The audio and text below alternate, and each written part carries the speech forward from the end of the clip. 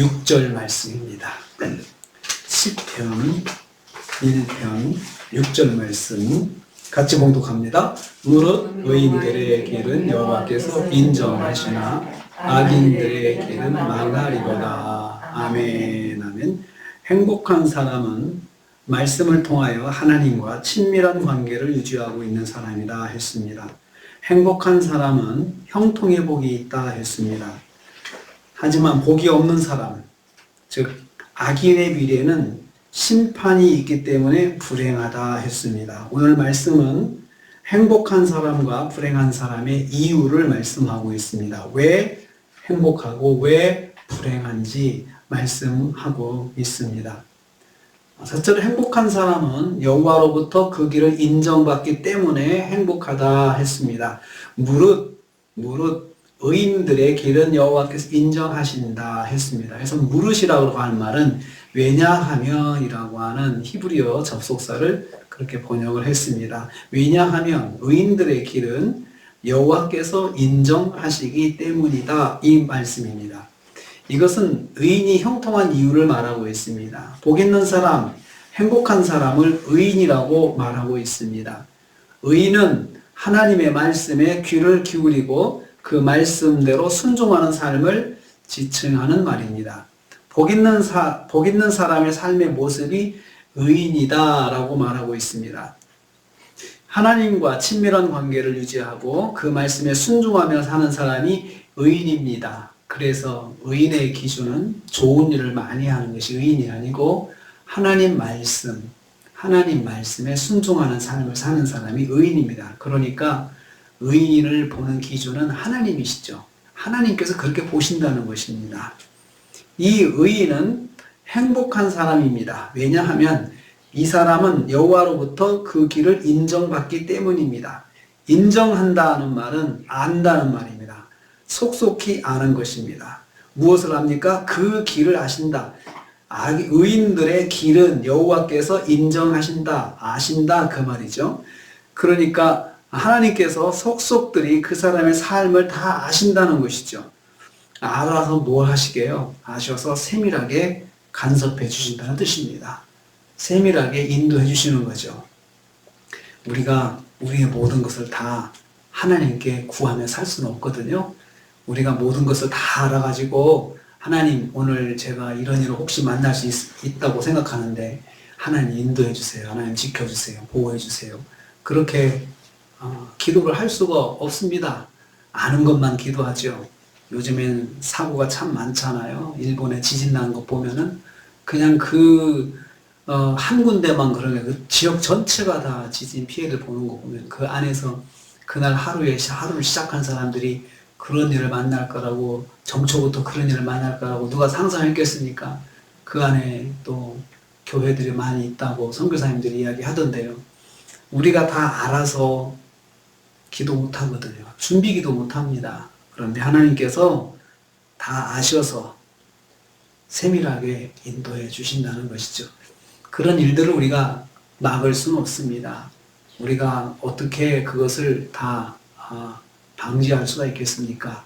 그렇지만 그런 일은 일어날 수 있지만 그런 상황에서 인도하시고 보호하시고 함께 하시는 하나님의 손길이 의인에게는 있다는 것입니다. 우리가 아버지의 말씀에 귀를 기울이고 순종하는 한 우리는 하나님의 세밀한 인도하심을 받습니다. 우리는 이 사실을 꼭 기억해야 합니다. 두 번째로, 불행한 사람은 그 사람의 길이 망하기 때문에 불행한 것입니다. 악인들의 길은 망하리로다. 악인들의 길은 망하리로다. 이렇게 말씀하고 있습니다. 불행한 사람을 악인이라 했습니다. 악인은 하나님 말씀을 불순종하는 소돔과 고모라에 사는 사람들을 지칭할 때 사용된 단어라고 설명해 드렸습니다. 이들은 망합니다. 망한다는 말은 멸망하다, 소멸되다는 뜻입니다. 소멸된다. 다 없어지는 거죠. 아예 재가 돼서 없어진다는 거죠. 그 사람들의 길이 없어진다 했습니다. 이 길은 미래를 말합니다. 이 사람들의 미래가 없다는 것입니다. 현재 아무리 화려해도 미래가 없다는 것입니다. 그러니까 결과적으로 미래가 없는 삶을 살 것이냐, 지금은 좀 화려해도 미래가 없는 삶을 살 것이냐, 지금은 조금 어려워도 미래가 밝은 미래가 보장되어 있는 삶을 살 것이냐? 선택하라고 그러면 사람들은 후자를 선택할 것입니다. 불행의 시작은 하나님과 관계없는 삶을 사는 데서 시작됩니다.